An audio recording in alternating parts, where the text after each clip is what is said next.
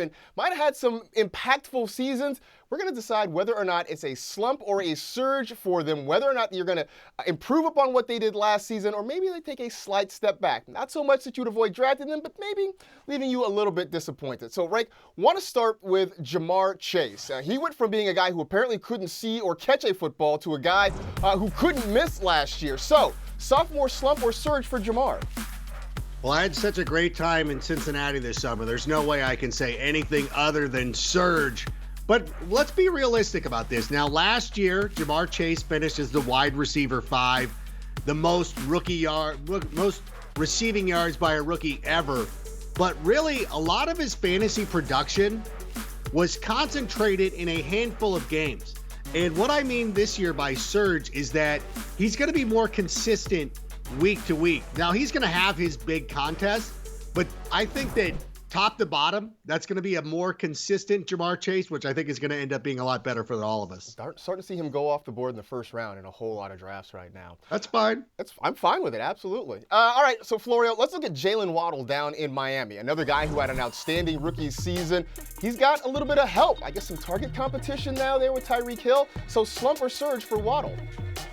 Waddle is a great talent, but I think he's going to slump this year. He had 140 targets last season, set the rookie record for receptions, but despite that, he had just over 1,000 yards and only one game of over 100 yards because he was 72nd in air yards per target, and he only saw 3 end zone targets last year. So with more target comp there, like Tyreek Hill, like Chase Edmonds, and a couple of the other receivers they brought in, I don't think he's going to see the same sort of volume, so I think he'll slump this year. So maybe we see the Waddle dance a little bit less this year than we did last year. All right, Rank, Amon-Ra St. Brown was on a tear to finish the season last year. It was all hail the sun god the final 8 weeks or so of the season. This year, the Hard Knocks bump seems to be in effect. So for Amon-Ra, is it a slump or a surge?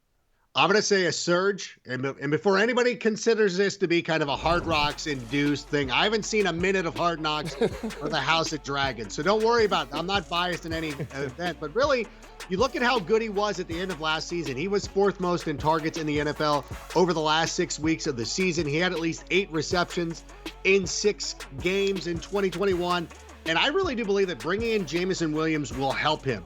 Having that speed factor on the field with him is going to open it up. So I think, again, this probably goes back to what I was talking about with Jamar Chase. I think we'll see more consistency out of Amon-Ra St. Brown, and I think that he's a perfect mid-round target. Expectation for Williams, he'll be ready sometime mid-season. St. Brown looking like that Cooper Kupp-type safety blanket for Jared Goff. All right, Florio, let's look at Naji Harris, a guy who's pretty much considered consensus to be a first-round running back, had a great season last year. No Ben Roethlisberger, though, there now in Pittsburgh. Is it a slump or surge for Naji? I think it's going to be another slump here, and I don't want to be the bearer of bad news today, but what a hater. Led all running backs in receptions last year. That was propped up a bit by that 19-target game where they didn't have their 2 top receivers, but also Big Ben was just so quick to dump it off at the first sign of pressure. Trubisky or Pickett are both more mobile. I think they'll keep plays alive with their legs, which leads to fewer of those dump-off passes.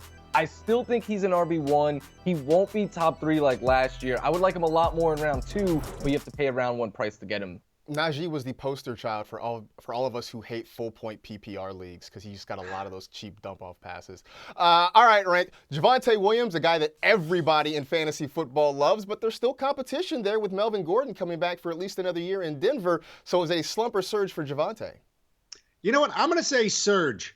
Mostly because I know the DePaulo brothers watch this show and I want them to fire in super early on Javonte Williams while I go back and take Melvin Gordon. But honestly, when you look at Nathaniel Hackett's offense with the Green Bay Packers, like he featured 2 running backs who had over 1,100 scrimmage yards last year. And even though it's annoying that Melvin Gordon is there, I think for the long haul, it's going to end up benefiting both of these guys. So I understand that the price for Javonte Williams sometimes gets out of control, but if you can go in and find him on a discount, sometimes like when you walk into Costco, you weren't intending to buy beef jerky that day, but if the price is right, you're like, all right, I'm gonna load up. And that's what you got to do with Javonte Williams. You said Costco, and I just started thinking about free samples, and I sort of tuned out whatever else what you had to say about Javonte. All right, Florio, let's finish up with Elijah Mitchell. Everybody wants a piece of a Kyle Shanahan running game. So Elijah Mitchell, after a surprising rookie season, is he a slump or surge? I think he's a surge, and a big reason is exactly what you just said, the Kyle Shanahan run game. But this guy last year was 7th amongst running backs in touches and yards per game on a team that ran the ball the 4th most. We already trust that run system there in San Francisco. They didn't bring anyone in to really steal that lead role away from him. The only concerns are injury, and you kind of get that baked into his ADP right now. So I think he's being drafted at his floor. There's nowhere he could go but up. I like Elijah Mitchell. I'm still keeping the Tyrion Davis Price name in my back pocket, which, speaking of names that sound like they come from House of the Dragon, Tyrion Davis Price is sort of hanging on there. Preseason is not done for us. We have one more preseason show. You can check us out tomorrow here at this normal time slot, 6:30 p.m. Eastern on NFL Network. And once we get to Monday,